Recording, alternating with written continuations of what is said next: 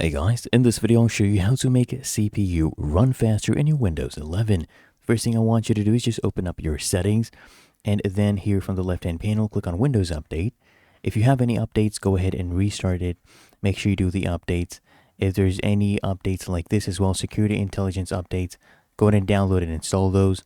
And then come here at the left hand panel, click on System, and then under Storage Management you'll see Storage Sense. Click on it. All right, make sure it's toggled on as well. So click on this, and then you can go ahead and run Storage Sense now.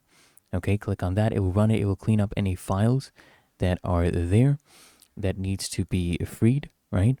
And deletes the temporary files. Then you can come here to clean up recommendations as well.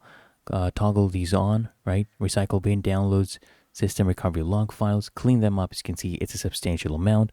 Go ahead and do the cleaning. Then you search up adjust the appearance and performance of Windows. Open this up. Click here on custom and make sure only these ones are toggled on. Click on apply, hit OK, and then I want you to just search up disk cleanup.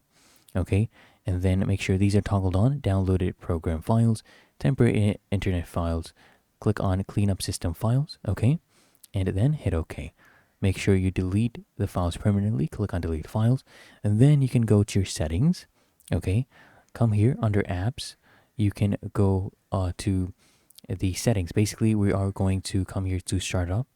Okay, make sure anything that you do not need, you just toggle those off.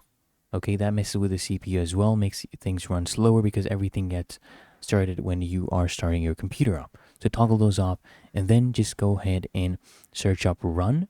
Okay, type in msconfig, hit OK.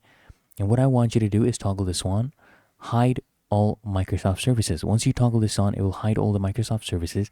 And now these ones, I want you to disable all of them because we don't really need them to run. We just need the Microsoft ones. So disable them all.